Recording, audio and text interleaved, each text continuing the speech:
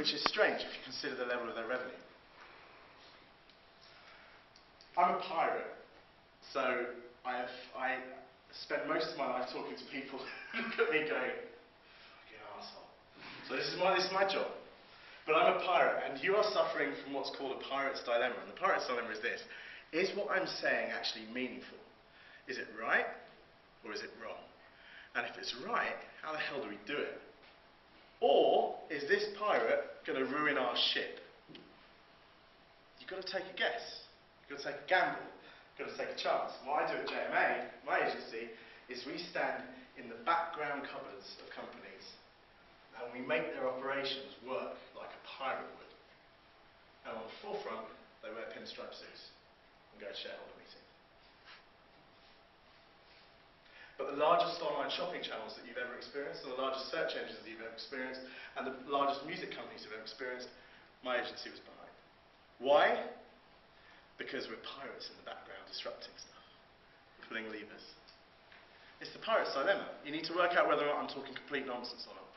If you think I'm talking complete nonsense, then please do avoid any. Please don't avoid any circumstance to speak later. We should discuss, vehemently disagree as much as we possibly can. It's extremely important for us all to disagree on things so we can muddle through and get to the answers. This isn't a typical presentation showing stats and value chains on the screen. Because I did in something called Purple Cow. Who knows what a purple cow is? 2. It's not bad. It's not bad. It's better than last week, which was none. And the week before that, which was none. And the week before that, too. Right, so, the purple cow in a field of black and white cows, which we all are. What I am more interested in is creating a purple cow. Creating something that is truly and utterly, totally fucking remarkable. Google. Amazon. Last.fm. Totally and utterly remarkable. It's my.com. Purple cow.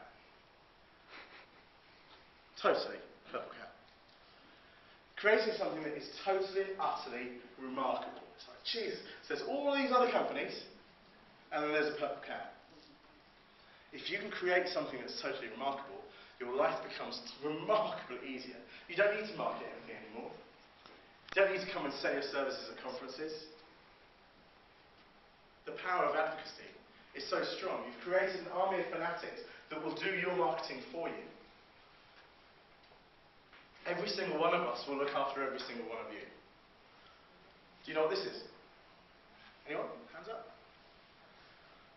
Again, that's 2, 3, 4. Fantastic. Alexandra does because I did this in Bulgaria last week, so that's cheating. Right. So, this, my friends, is a social network. You're thinking, great, Facebook. So it's a social network. And what this does is it shows who the alpha users are. And they're the people that influence the other people. The people that invited people to join, the people who message other people, etc., etc., etc. These people here, the darker colours, are the people that hold the network together. If they leave, they have a tendency to bring everyone else along with them. This particular network, which I am not legally allowed to name, is one that most of you will have heard of. And it's held together by just under 4,500 people. But if your service or product managed to influence, using the 4 rules of engagement and the 3 Ps of advertising marketing, of privacy, permission, and preference, if you manage to influence the 4,500 dark cells, you're done. Millions and millions and millions and millions and millions and millions times 100 million users. Done. Or not, or you cannot. I mean, you cannot do this too. I could be talking complete nonsense. You're suffering from the pirate's dilemma. Do things really work like that? We have to think about who we really are. Jonathan, 5 minutes. Thank you very much, my friend. And that was extra. as is the time you're now using. So, so shut up. It's on my school reports when I was a kid. Always has an answer back. So yeah, it's because you're... Anyway, so, let's be honest about... I'm sorry. I shouldn't be allowed these things. So anyway, let's be honest about who we are.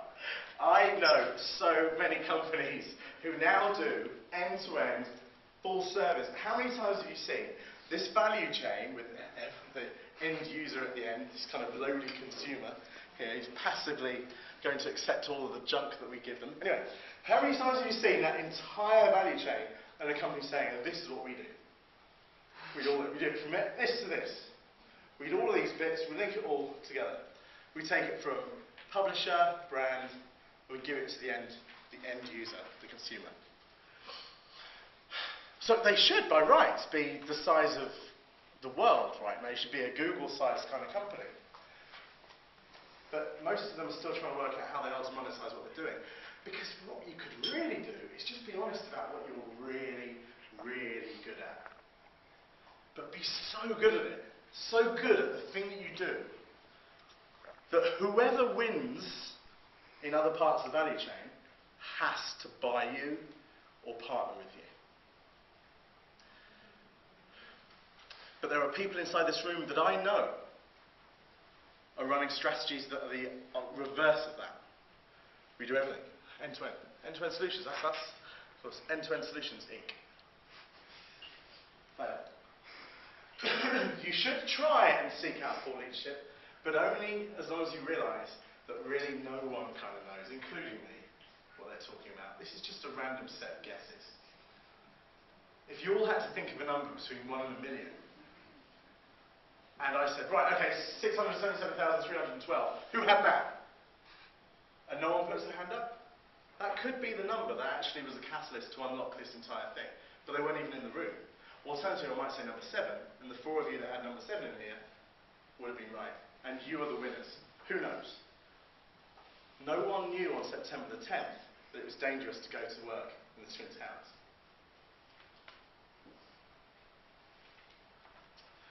But you have to safely adventure.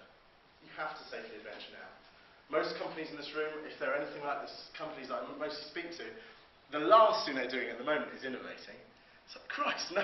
We're going to button down the hatches. We're not going to innovate. 1 minute left. We're not going to innovate. Yeah?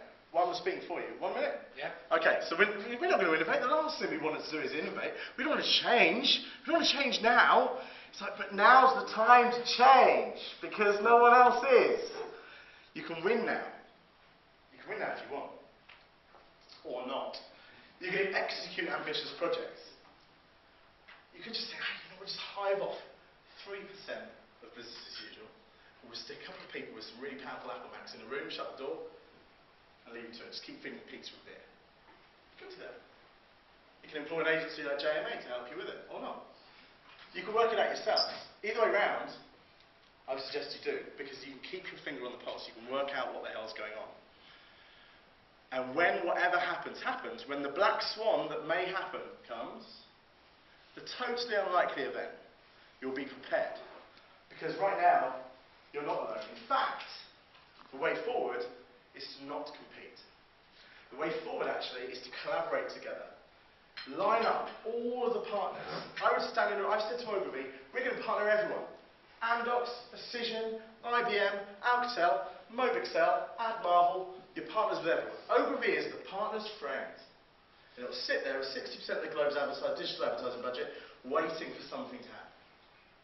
And when one thing works, Ogilvy will go, there's the cash, and it will start writing checks like you've never seen. It's an open market. We haven't got a big enough cake to start dividing just yet.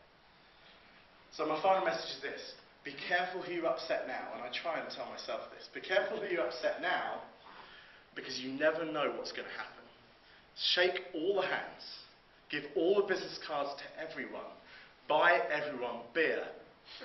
Be everyone's, especially me, buy everyone a drink. Be their friend. Because someone in this room might be creating the next universe of change. When someone says it's 11 billion, 20 billion in 5 years or 7 years' time, do you want to know my bet? My bet's 275 billion in 5 years' time. Why is that? Well, prove to me that it won't be. Thank you very much.